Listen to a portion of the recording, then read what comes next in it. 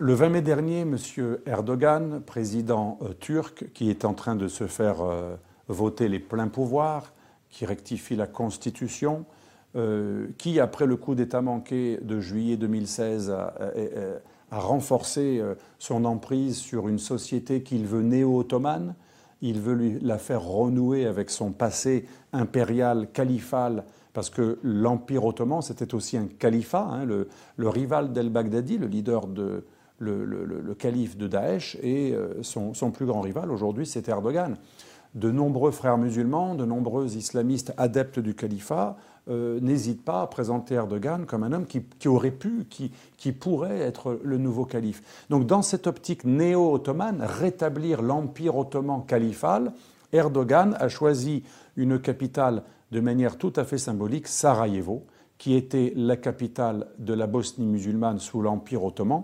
Rappelons que les Balkans étaient slaves chrétiens, mais les minorités, bogomiles, protestantes ou cathares, les minorités des Balkans ont souvent embrassé l'islam. C'est le cas des Bosniaques, qui étaient parmi les premières populations slaves à avoir embrassé l'islam. Et sous l'Empire ottoman, les musulmans avaient un pouvoir supérieur aux chrétiens. Les musulmans étaient l'élite. D'ailleurs, certains chrétiens, pour garder leurs biens, souvent les aristocrates, embrassaient l'islam pour ne pas voir leurs biens saisis, pour échapper à l'impôt du minoritaire, ce qu'on appelle l'impôt des zimmis. Donc en gros, sous l'Empire ottoman, l'élite dans les Balkans, ceux qui étaient du côté du manche, du côté du pouvoir, c'était les musulmans. Qu'ils soient des musulmans turcs, qui existent encore dans les Balkans, hein, d'origine turque, qui ont été envoyés comme colons, ou que ce soit les autochtones, anciennement chrétiens, convertis à l'islam. Et quand M. Erdogan fait un meeting à Sarajevo, il y a une double symbolique. C'est l'islam des Balkans.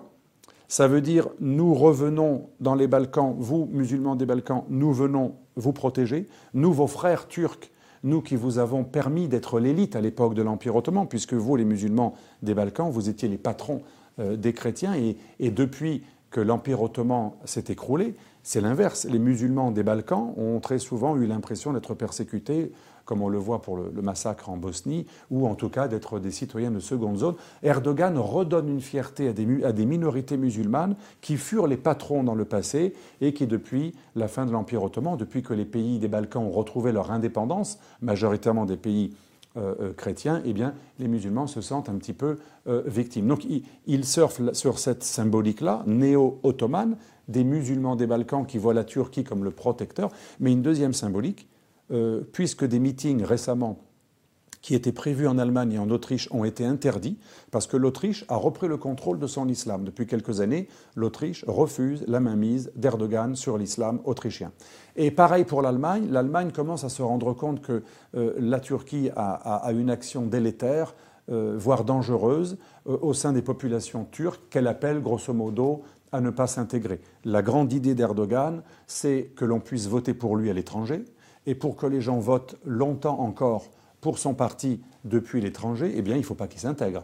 Puisque moins vous vous intégrez, plus vous restez turc, et plus vous êtes encarté par le parti politique au pouvoir à Ankara, eh bien, plus vous allez rester non seulement turc, électeur, mais en plus, vous allez voter pour le parti au pouvoir. Donc, c'est très important pour M. Erdogan de contrôler les communautés turques d'Europe pour qu'elles votent, en fait, pour lui. C'est une réserve électorale. Mais comme il ne peut pas dire ouvertement « soyez juste des pions qui votent pour moi », l'idée, c'est de faire passer ce séparatisme, cet irrédentisme turc qui veut récupérer toutes les minorités musulmanes des Balkans, mais aussi l'immigration, la diaspora turque en Europe de l'Ouest. L'idée, c'est de faire accepter ce séparatisme, de congeler l'identité turque des immigrés ou des minorités turques dans les Balkans ou des immigrés turcs en Allemagne ou ailleurs, hein, congeler cette identité sous couvert de lutte contre le racisme, l'islamophobie, la haine anti-turque, la stigmatisation, d'où la nouvelle stratégie d'Erdogan qui consiste à faire en sorte que les partis politiques turcs ou islamiques appuyés par Erdogan en Europe, de plus en plus, ont une rhétorique qui ressemble à celle des frères musulmans et d'Agi+, que nous avions vu sur la France Libre.tv, c'est-à-dire surfer sur le victimisme et l'antiracisme. Alors que ce parti politique au pouvoir à Ankara est un parti allié à l'extrême droite, un parti islamiste, obscurantiste, misogyne, qui n'a rien à voir avec le progressisme et l'antiracisme, alors qu'Erdogan lui-même surfe beaucoup sur la xénophobie et la haine du turc, du juif, du chrétien en Turquie. Bizarrement, ça marche d'ailleurs, les minorités turques qui le soutiennent, les lobbies turcs qui le soutiennent en Europe, se présentent systématiquement comme des victimes du racisme. Et c'était l'enjeu du discours de Sarajevo.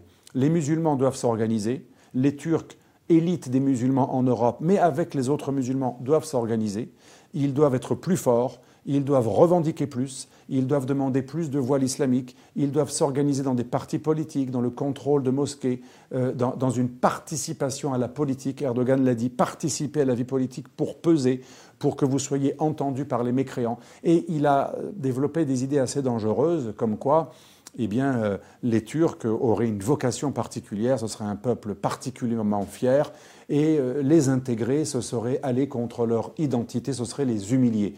Donc il a lancé un immense appel à la non-intégration, et il a bien fait comprendre que la Turquie ne s'arrête pas aux frontières de la Turquie. C'est la partie la plus inquiétante de son discours. Il l'a répété, il y a une Turquie partout où il y a des minorités turques. Ça ne vous rappelle rien? L'éditorial de Franz-Olivier Gisbert dans Le Point cette semaine était très intéressant. Alors ça a choqué beaucoup de Turcs, et je les comprends, si j'étais turc ça m'aurait choqué aussi, mais le titre de cet éditorial, de cet édito, c'était « Erdogan est-il un nouvel Hitler ?» Pourquoi? Parce que quand vous dites que partout où il y a vos minorités, votre diaspora ou quelques minorités turques implantées, même dans des pays d'autrui, quand vous dites que partout où il y a des Turcs, on est en Turquie, ça rappelle l'idéologie d'Hitler qui disait partout où il y a des minorités allemandes, on est en Allemagne. D'où l'annexion de la Pologne, de la Tchécoslovaquie et l'histoire du couloir de Danzig. Ça rappelle quand même des ombres assez inquiétantes de l'histoire de l'humanité. Et donc peut-être qu'on peut comprendre que certains Turcs soient choqués s'ils ont voté pour Erdogan, qu'on le compare à Hitler. Mais de plus en plus, la dérive d'Erdogan, qui consiste à dire que partout où il y a des minorités turques, à Chypre, en Grèce, en Roumanie, en Bulgarie, en Autriche, en Allemagne, dans toute l'Europe de l'Ouest, à Sarajevo, en Bosnie donc, au Kosovo, en Albanie.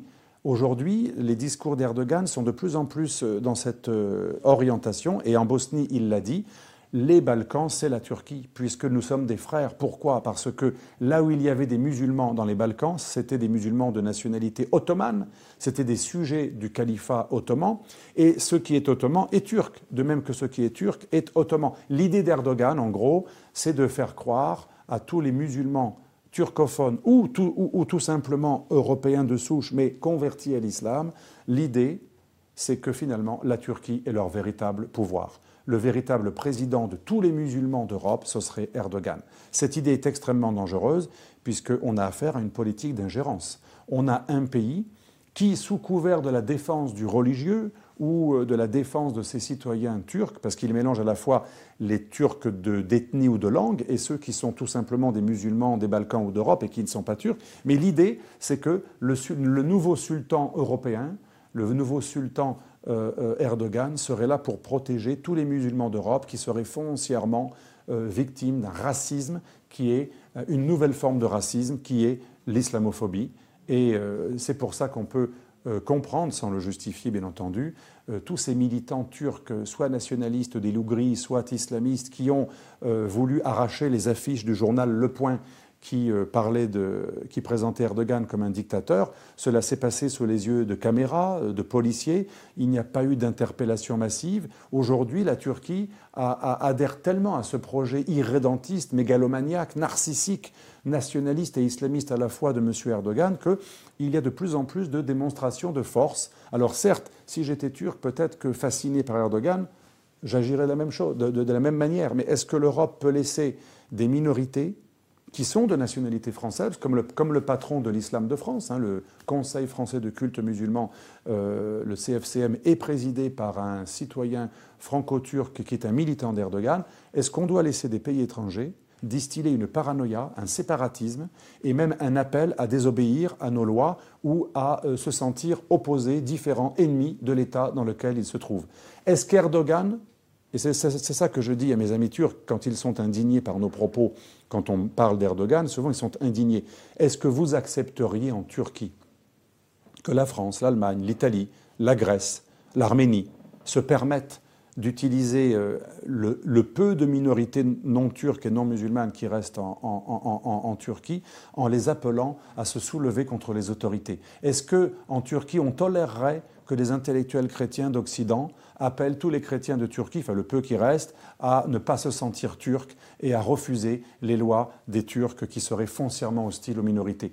Ce discours est totalement impossible. La Turquie n'accepterait pas le millième de ce qu'Erdogan dit aux musulmans et aux Turcs d'Europe de faire. Donc une fois de plus, finalement, le responsable, ce n'est pas la Turquie. Finalement, que les nationalistes turcs soient fiers, que la Turquie redevienne ottomane, à la fois nationaliste et islamiste, finalement, c'est son droit. Et dans un monde multipolaire, nous ne pouvons pas juger les autres, on ne peut pas les empêcher d'être fiers de leur passé. Et moi, je trouve même presque sympathique que des Turcs soient fiers de leur passé impérial, alors que nous battons notre coulpe, même lorsque la France, parfois, a fait des choses très bien dans le passé. Le problème, ce n'est pas que la Turquie redevienne néo-impériale, néo-ottomane. Le problème, c'est que l'Europe se laisse faire. Quand Erdogan menace la Grèce, quand il menace Chypre, quand il dit que les Balkans sont turcs, quand il appelle les Européens de confession musulmane ou d'origine turque à se rebeller contre les autorités, lorsqu'il qualifie Angela Merkel de nazie, l'Europe, continent en voie de putréfaction,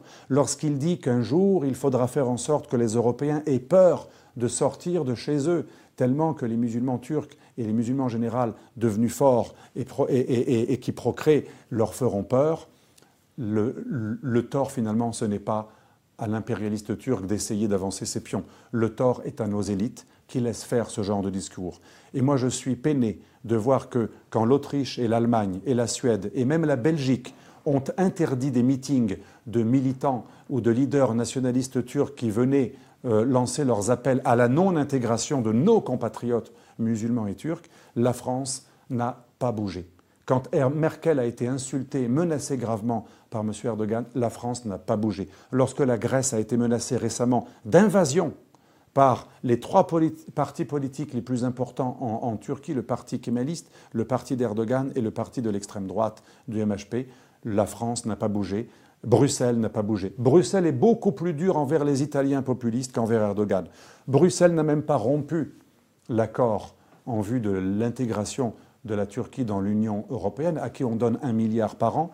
Les négociations en vue de l'adhésion avec ce pays qui menace l'Europe et ses dirigeants, cet accord d'association, ces négociations en vue de l'adhésion n'ont même pas été remis en question. Il n'y a même pas eu un rappel d'ambassadeur ou l'expulsion d'un diplomate ou, comme on a fait avec les Russes, ou d'un espion. Donc voilà, le problème n'est pas la Turquie, c'est cette Europe qui se déteste elle-même, qui se couche, et qui donne, à mon avis, un message de faiblesse très inquiétant. Car on constate depuis les années 2000, plus l'Europe se couche devant Erdogan, plus Erdogan est menaçant. Vous pouvez vérifier, ce n'est pas parce que l'Europe a refusé à la Turquie d'entrer dans l'Union européenne qu'Erdogan s'est radicalisé. Puisqu'en fait, c'est la Turquie qui elle-même n'a pas voulu accepter le retrait de Chypre, et c'est ça qui bloque l'adhésion à l'Union européenne. Contrairement à ce que dit Erdogan et beaucoup de Turcs, et je comprends qu'ils le pensent. Et moi, je les invite à regarder le site internet du Parlement européen et de la Commission et du Conseil européen. Aujourd'hui, si la Turquie n'est pas dans l'Europe, il n'y a pas de complot du club chrétien, c'est que la Turquie n'a pas voulu se conformer aux droits européens en matière de presse, de liberté d'expression et surtout l'occupation illégale, condamnée par l'ONU, du nord de Chypre par la Turquie. Donc l'Europe ne devrait pas se laisser culpabiliser par un pays qui finalement a raison d'essayer d'avancer ses pions. La Turquie voudrait le beurre et l'argent du beurre, rentrer dans l'Union européenne, mais tout en restant à Chypre, puissance occupante, et tout en colonisant le nord de Chypre, et même tout en continuant à réclamer un nouveau partage des frontières et à réclamer une partie du territoire de la Grèce. Ça veut dire que la Turquie viole 2 pays de l'Union européenne, elle viole leur souveraineté, et l'Europe n'a toujours pas demandé des comptes à la Turquie. Donc finalement, le responsable, ce n'est pas celui qui essaie d'avancer ses pions. C'est comme si vous voulez vendre votre appartement cher. Si vous trouvez quelqu'un qui l'achète très cher, vous n'allez pas trop vous plaindre. Le problème, finalement, ce n'est pas celui qui essaie d'avancer ses pions, c'est celui qui se couche devant lui, c'est-à-dire nos élites bruxelloises, totalement déconnectées à la fois du peuple, comme on l'a vu pour l'Italie, mais déconnectées aussi de toute préoccupation géopolitique et identitaire.